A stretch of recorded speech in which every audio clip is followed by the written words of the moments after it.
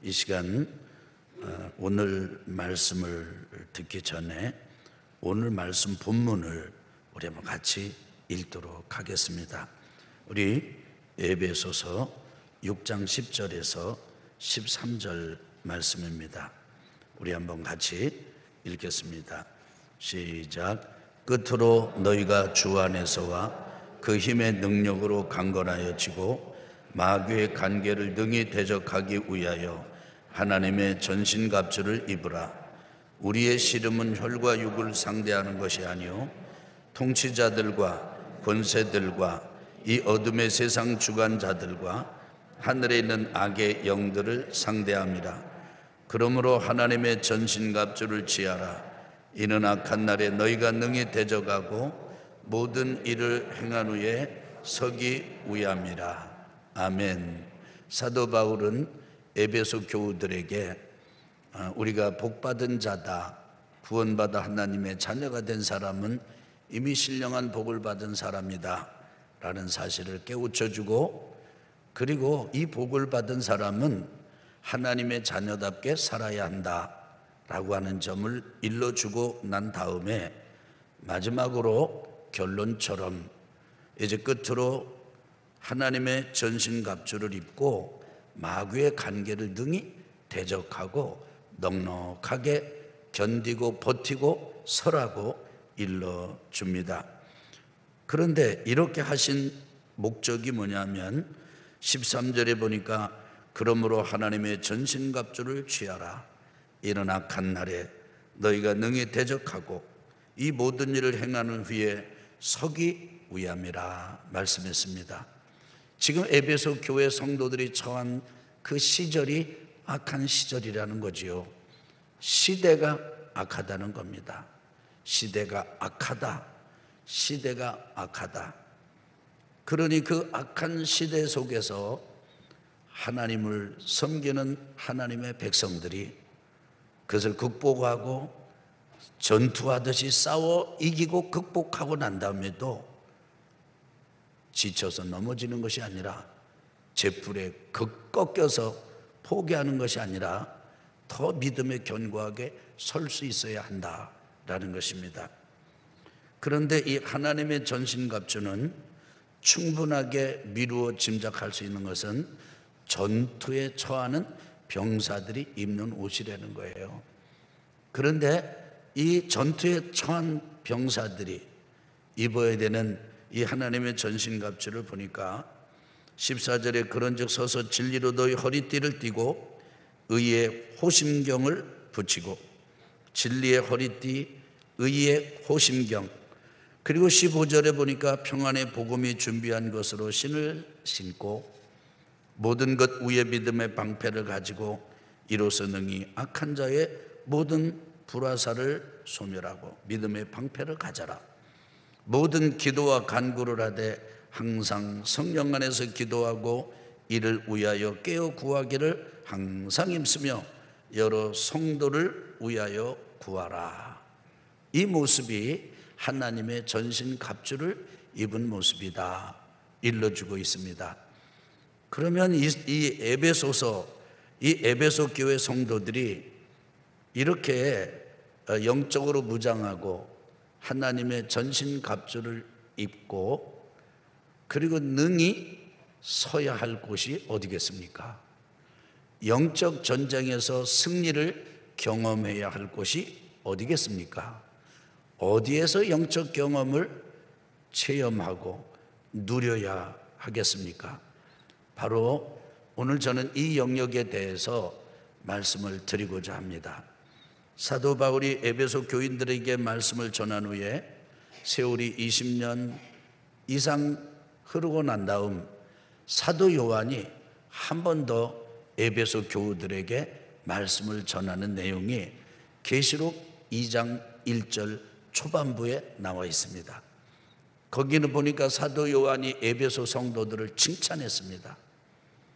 너희들은 충성했고 너희들은 인내했다.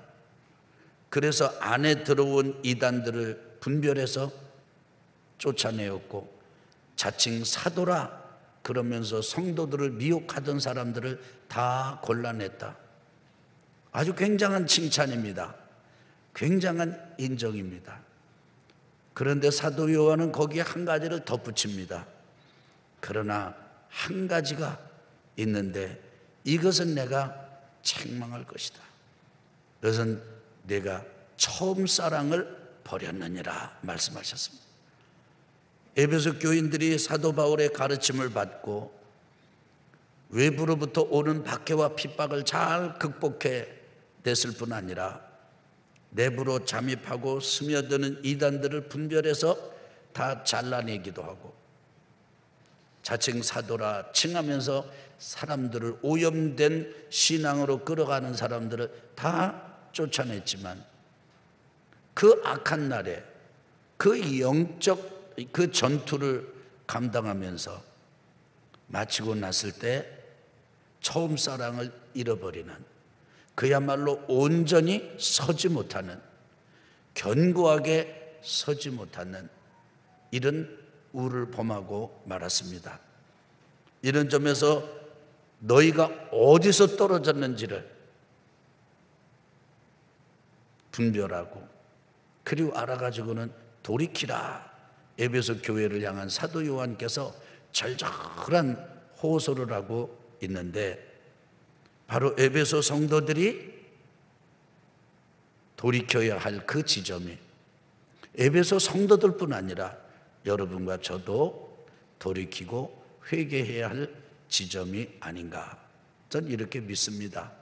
그래서 오늘 우리가 이 영적 무장을 하고 하나님의 전신갑주를 입고 마땅히 우리가 이 영적 전투를 감당하면서 승리해야 할 영역, 그곳에서 승리를 경험하지 못한 것이 있다면 그 부분을 깨우치고 돌이켜서 영적 전쟁에서 승리하는 여러분 그리고 제가 되기를 예수 그리스도 이름으로 축복합니다.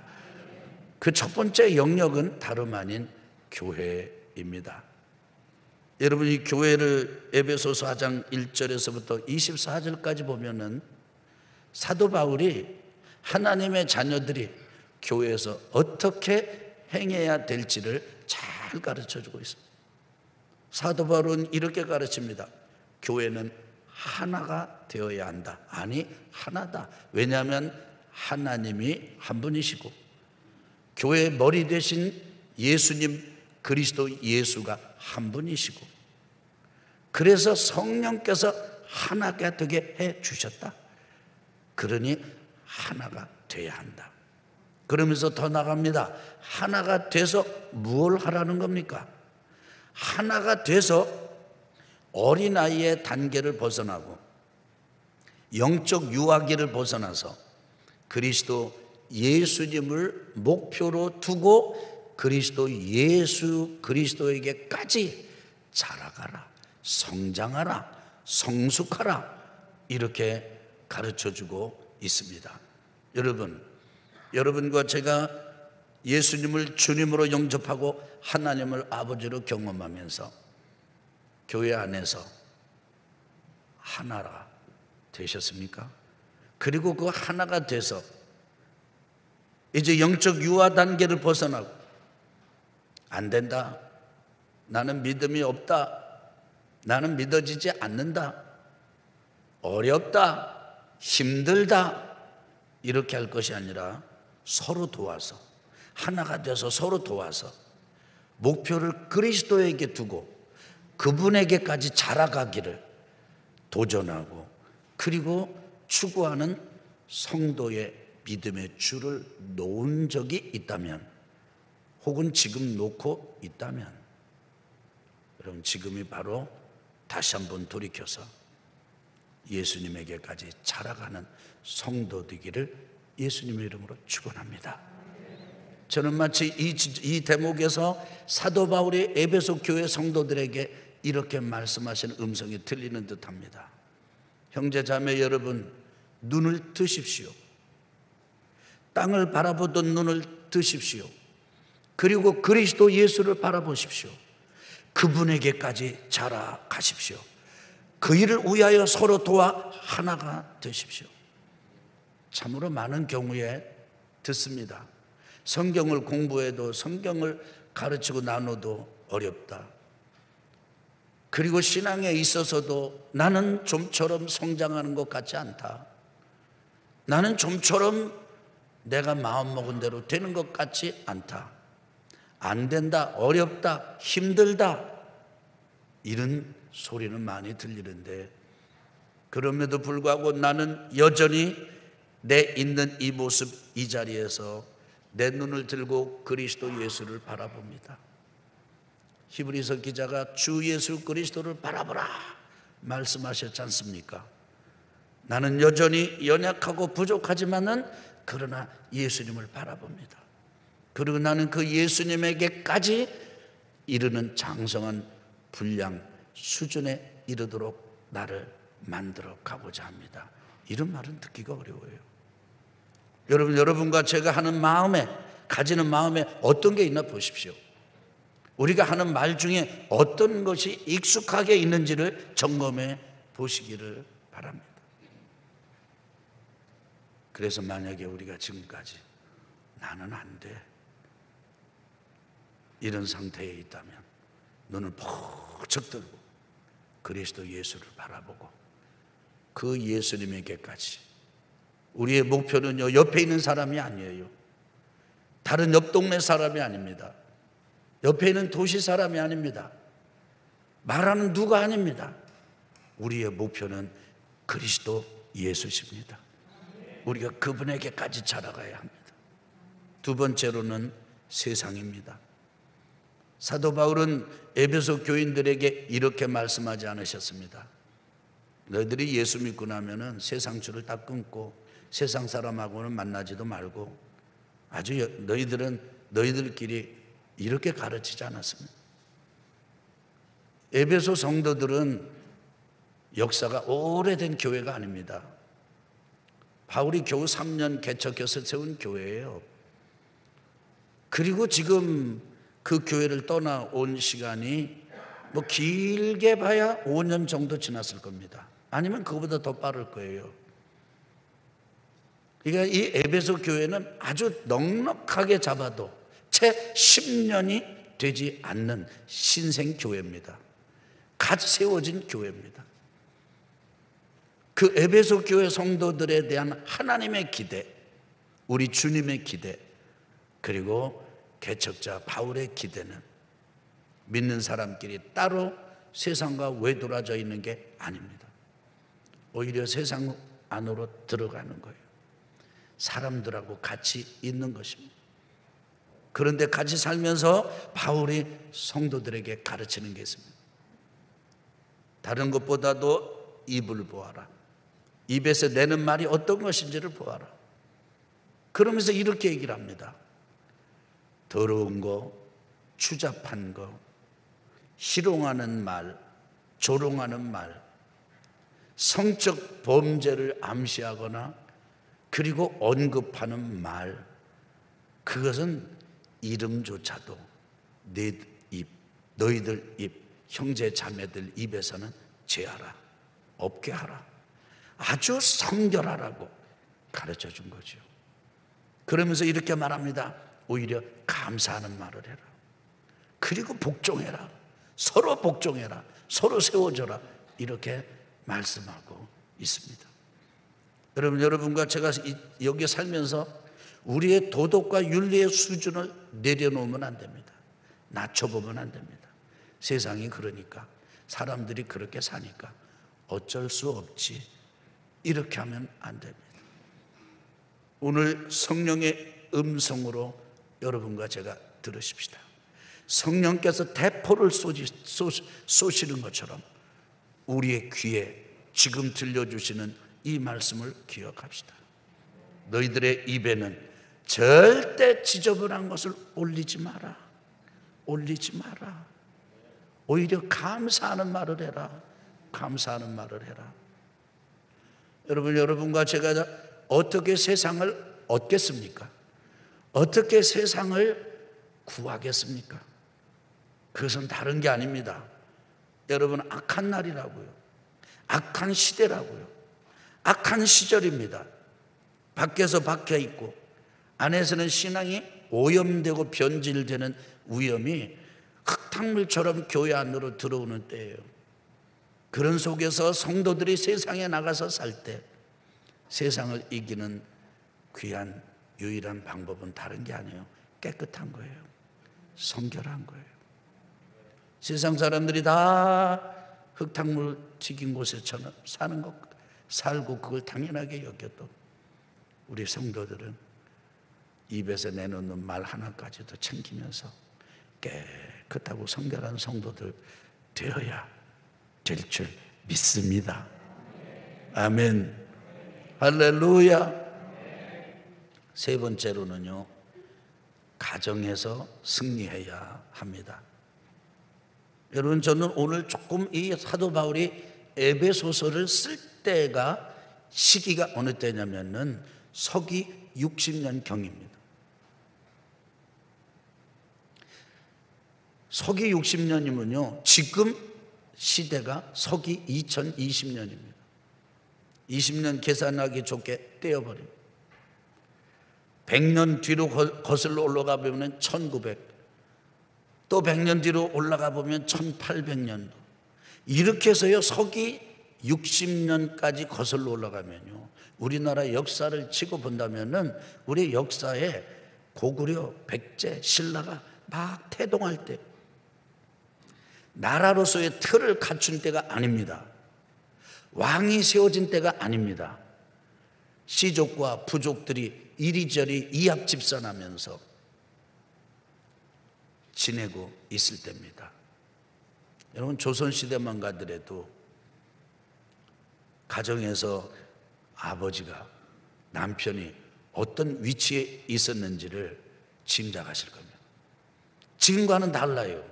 절대적인 권한을 가지고 있었어요. 남편이 자기 부인이 아기를 못 낳으면은 아기를 낳기 위해서 다른 여자를 데려와요. 또 데려오고, 능력이 있으면은 부인을 더 많이 얻어요. 그게 당연한 사회였어요.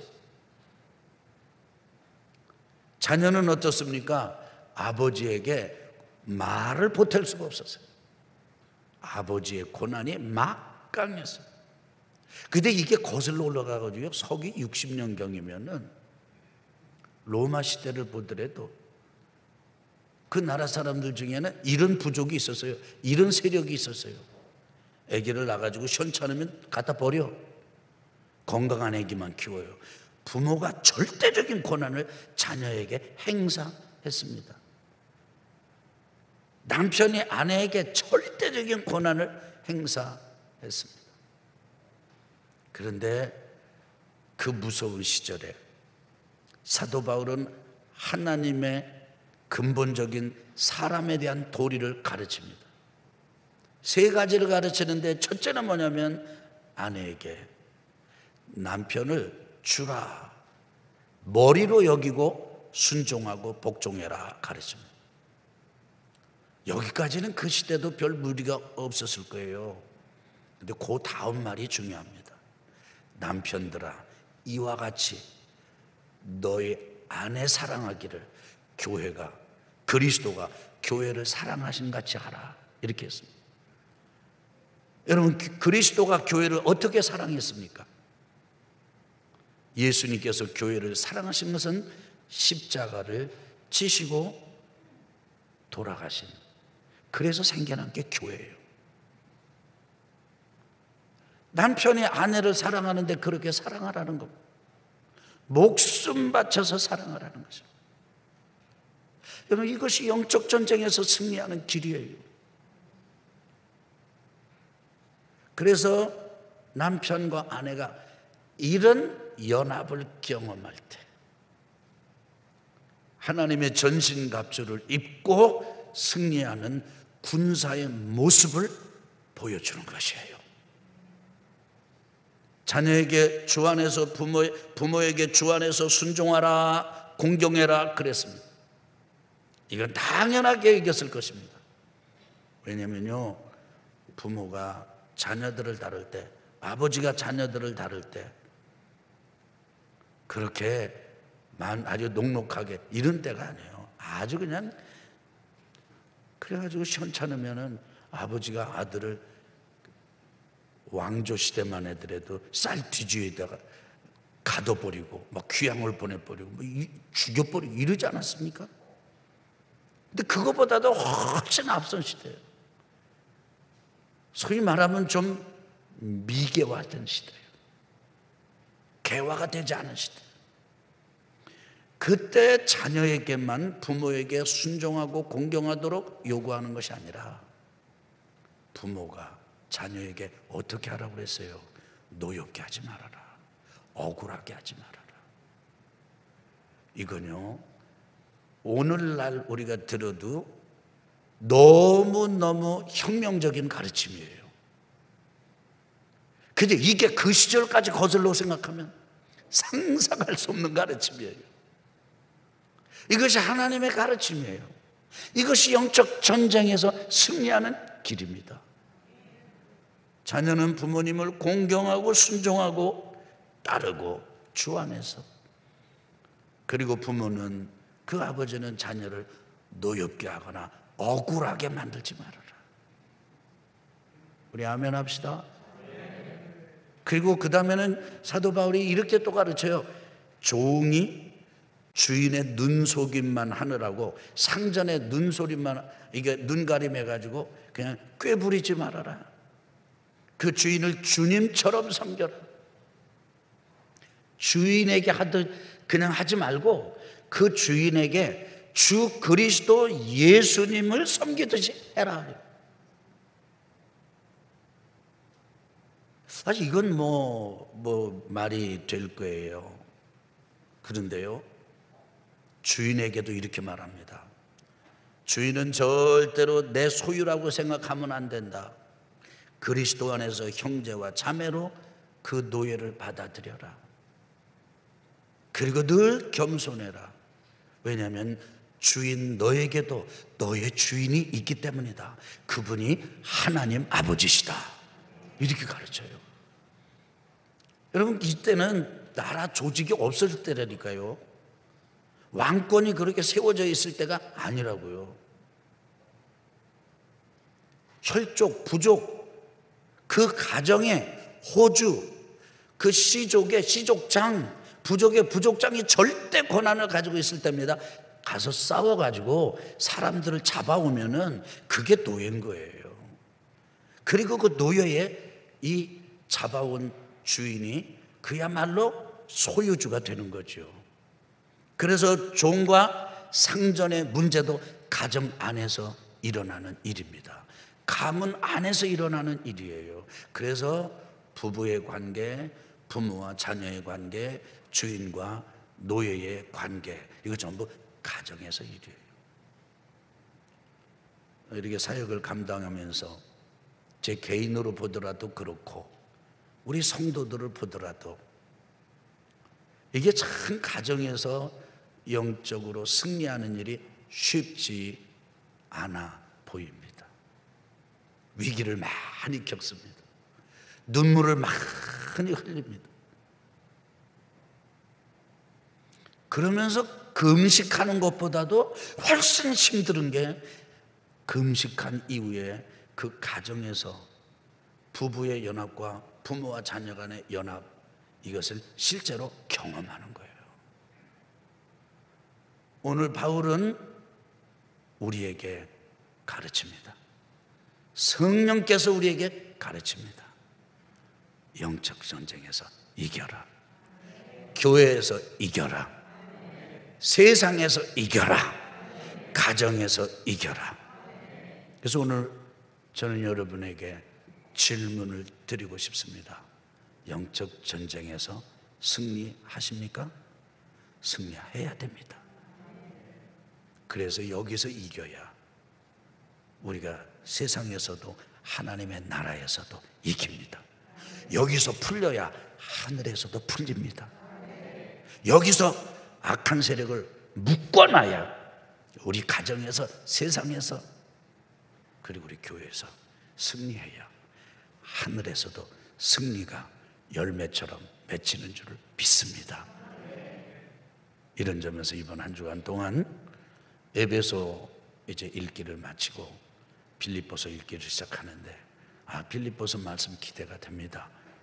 여러분, 영적 전쟁에서 승리하는 멋진 믿음의 용사들, 하나님의 자녀들이 되기를 예수님의 이름으로 축원합니다.